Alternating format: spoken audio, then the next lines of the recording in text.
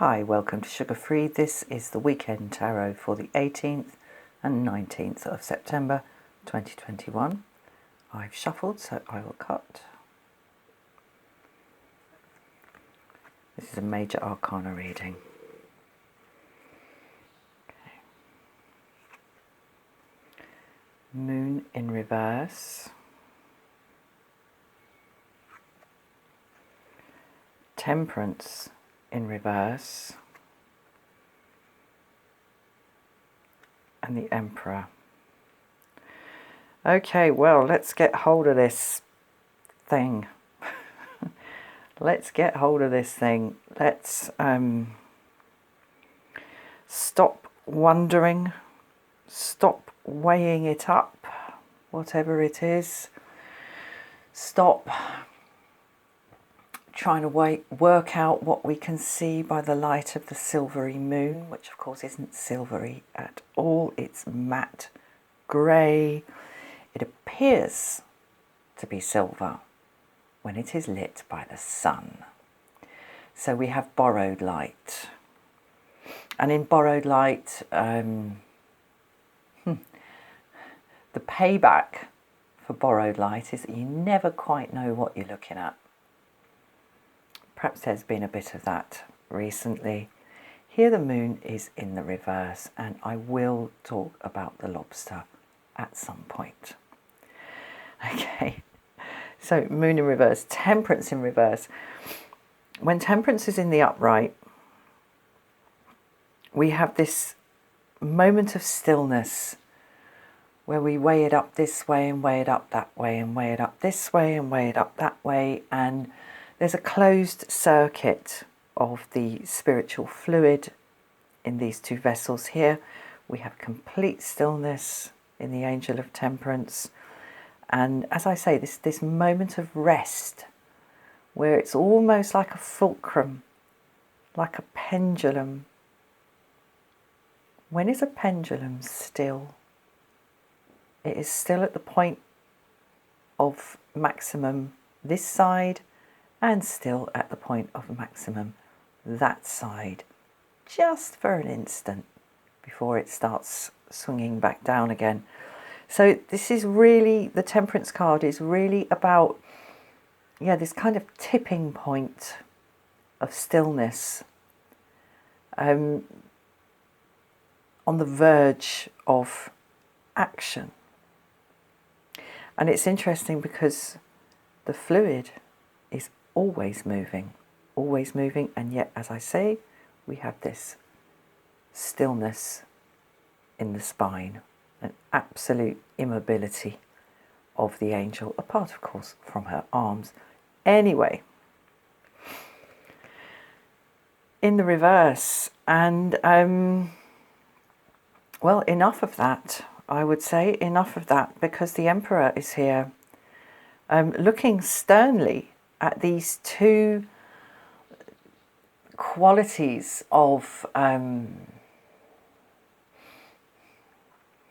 of uncertainty, I would say, and just going, well, no, I'm not having that. I'm just not having it. There's a taking over here of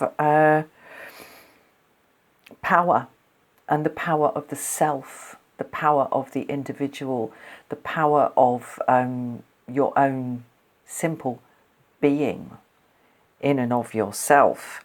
Card number 4, the Emperor. So we have the 0 card, the Fool. Card number 1, the Magician. Card number 2, the High Priestess. Card number 3, the Empress, the self plugged in to the collective and growing via and with and as part of the collective. And then card number 4, the power of the individual and sovereignty over one's own life. So what we've had over the last few days is this energy of really not being concerned with the maybes and perhaps the coulda, woulda, shouldas, and the what if such and such had happened, and what if such and such does happen. not being concerned with it, and yet they keep coming up, do they not? As the sort of the background noise of what then turns into a very, very strong energy. We had the Fool, and then we had the Magician. Now we have the Emperor.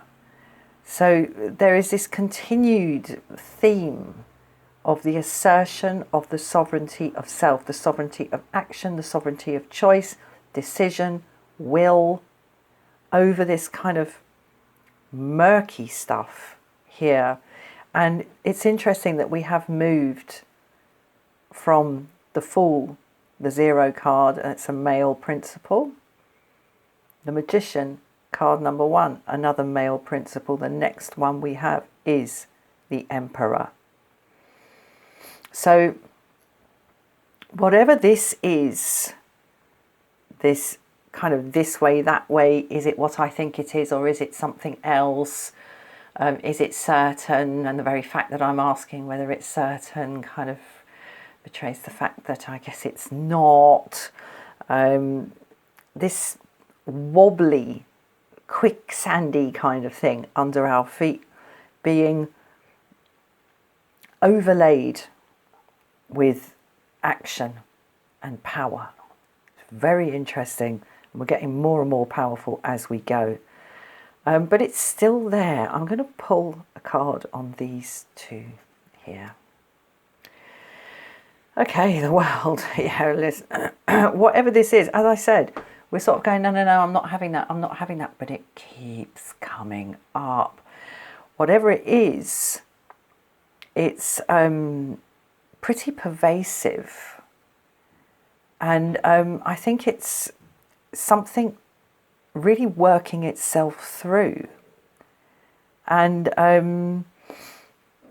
I get the feeling, and perhaps this is something to do with the Temperance card here, because there are other cards that are to do with movement this way and that. But I get the feeling that these moves to assert one's will over this murky stuff could be seen by ourselves as sort of getting increasingly desperate, that we are bringing out an ever more powerful gun to shoot through this this uncertainty, I would say, that is underlying everything. But you know, that is simply a matter of perception and interpretation of one's own situation and one's own action and choices in the situation. But I'm not surprised that this is kind of, I was going to say, dragging on, because clearly with the world here, this is something that is pertinent to every area of our life and is clearly very important. I'm going to pull another one here. Ah, okay. That's what it is. That's what it is, right? The Lovers. Okay, with the Lovers, we have a choice. This card used to be called the Choice. And I think, frankly, what's going on here is that perhaps we're trying to, I say frankly, and then I say perhaps we're trying to create a situation where we can have our cake and eat it, where we can choose and not choose, where we can act and not act, where we can kind of cover all the bases because of this murky stuff underlying all this. And we're kind of, as I say, pulling out an ever more powerful force of will in the self to kind of try to basically see whatever this is as a situation where it is possible to move in a particular direction and have the insurance policy of being able to go back if it turns out we've gone in the wrong direction. And that is not possible. It's not possible. Once the choice has been taken by this young man to allow whatever is on the tip of that arrow to enter his bloodstream, there is no more question. Like all bets are off. He will go into the lanes and the meadows with the young lady, and he will cease to be his mother's son. In becoming this young woman's husband, he will cease to be his mother's son. And he can't go back. He can't go back. And I think, as I say, that it appears that we want the best of both worlds, and we can't have it. And deep down, the Emperor, we know that. We know that. Okay, let's crown this off. Start in the reverse. Okay, no amount of wishing is going to make this situation be what we wish it was.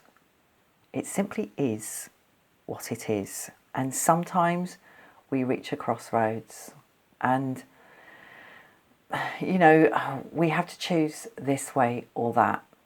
And once we've taken a step in a particular direction, even if it is physically possible for us to turn back and go back the way we came, we will always know deep down that that's what we did. And that awareness in us will always be part of whatever happens next. So something needs to be faced here, and it needs to be faced bravely. Bravely. And bravery isn't not being afraid. Bravery is looking reality straight in the face and accepting that you may not like what you see and dealing with it as a sovereign individual and taking responsibility for everything that flows from it. Right, I'm going to leave it there. Thank you so much for watching. I'll see you again soon. Bye-bye.